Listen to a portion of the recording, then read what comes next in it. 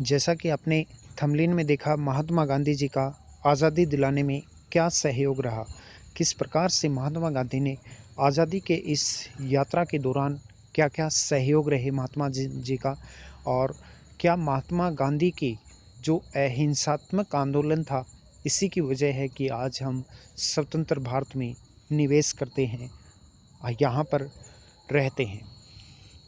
आज़ादी दिलाने में महात्मा गांधी का क्या सहयोग रहा? महात्मा गांधी सत्य और अहिंसा के पथ पर चलने वाले क्रांतिकारी थे। स्वतंत्रता के लिए वे हमेशा उन्होंने अहिंसा का मार्ग अपनाया, अर्थात उनका एक स्लोगन था कि अहिंसा से ही कुछ भी हासिल किया जा सकता है। स्वतंत्रता के लिए वे हर आंदोलन शांति की राह पर चलाते रहे। इस पथ पर चलते हुए उन्होंने बहुत समस्याओं का भी सामना किया। उन्होंने प्रयोगों की सफलता के उपरांत ही वे मार्ग अपनाए, उनका चुनाव किया। जो भी प्रयोग बापू करते, उस प्रयोग की सफलता या विफलता पर अपने विचार निसंकोच प्रकट भी करते थे। जिस पथ को बापू चुनते, उसमें यदि हिंसा या अशांति का भाव उत्पन्न हो जाता, तब वे उस पथ को निसंकोच अपना आंदोलन वापस ले लेते थे। अर्थात मान लो फॉर एग्जांपल, उन्होंने यदि कोई मिशन स्टार्ट किया और उसमें यदि अशांति हुई और हिंसात्मक आंदोलन हुआ, तो उन्होंने उस मिशन को बंद कर दिया। इसी व्यवस्था को अपनाकर उन्होंने देश में आंदोलन किए। वे अहिंसा और सत्य के बल पर संपूर्ण भारत की जनता के दिल में स्वतंत्रता की अलख जगाने में सफल भी हुए। जब भी बापू को अंग्रेज जेल में ले जाते, तब पूरे देश की जनता सड़कों पर आ जाती थी। महात्मा गांधी के इस नैतिक बल से ही अंग्रेजों को भारत छोड़कर जाने के लिए मजबूर होना पड़ा और आखिरकार उनको भारत को आज़ाद करना ही पड़ा। यह भी सच है कि अंग्रेजों ने देश को बंटवारे के जख्म भी दिए। स्वतंत्रता आंदोलन की रूपरेखा बापू ने देश की यात्रा के साथ तैयार की। इन यात्राओं से बापू को न केवल समाज व्यवस्था समझ में आई, अलग अलग जगहों पर उन्होंने विजिट किया, अलग अलग प्रांतों में वो गए, अलग अलग गाँव में गए, गाँव ढानियों हर जगह वो घूमे, लेकिन वे देश और अंग्रेज़ों की अर्थव्यवस्था को भी समझ पाए। इसी समझ से अंग्रेज़ों की अर्थव्यवस्था को चौपट करने के लिए स्वदेशी उत्पादन और उपभोग का पाठ उन्होंने पढ़ाया, उसकी संज्ञान दी।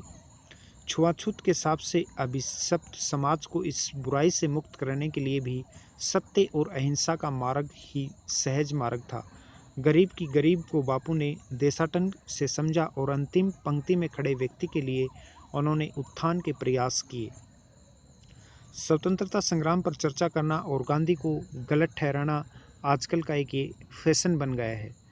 गहनता और सच्चाई से दूर रहकर लोग इस चर्चा से जुड़े रहते हैं।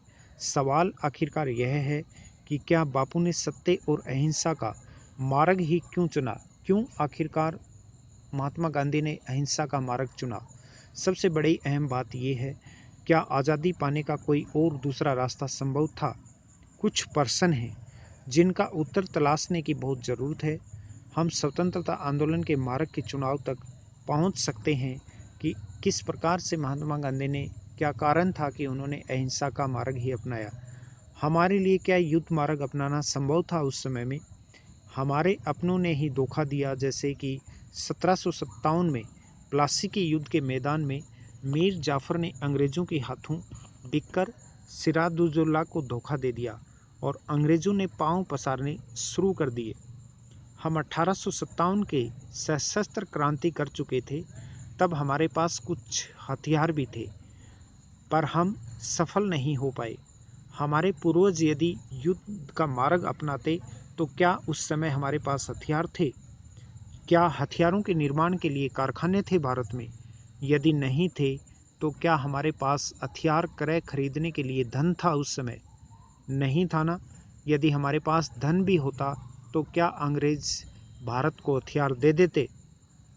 यदि इन प्रश्नों का उत्तर नकारात्मक है, तो फिर हम युद्ध किस प्रकार से लड़ते?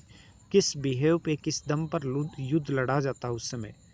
क्या अंग्रेज सेना से, देसी कट्टों से युद्ध लड़ा जाता और हम जीत पाते उस समय? बिल्कुल भी नहीं जीत पाते। अंग्रेजी राज पूरी दुनिया में था और हमारे यहाँ जो भी छोटे मोटे गोला बारूद के कारखाने थे वे सब अंग्रेज सरकार के अधीन थे। पूरी दुनिया में जहाँ भी अंग्रेजी राज था वहाँ से हथियार मिलना मुश्किल था। ऐसे हालात में हमें युद्ध के अलावा कोई विकल्प तलाशना था। बापू ने सत्य और अहिंसा के बल पर न केवल भारत को स्वतंत्र करवाया बल्कि अंग्रेजों को भारत छोड़ने के लिए मजबूर भी किया। भारत की स्वतंत्रता के साथ अंग्रेज भी भारत छोड़कर चले गए, पर कई देशों में ऐसा नहीं हुआ।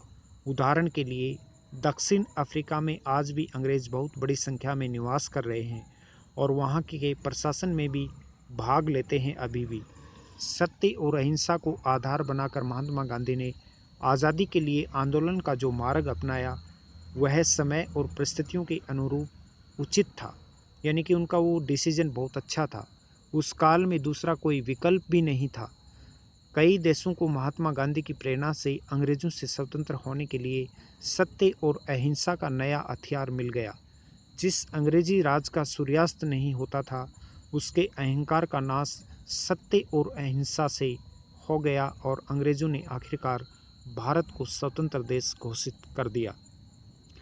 इस तथ्य से हमें एक प्रमाण सामने आता है कि आखिरकार महात्मा गांधी के द्वारा अपनाया गया सत्य और अहिंसा का मार्ग ही स्वतंत्रता के लिए बहुत ही कारगर सिद्ध हुआ।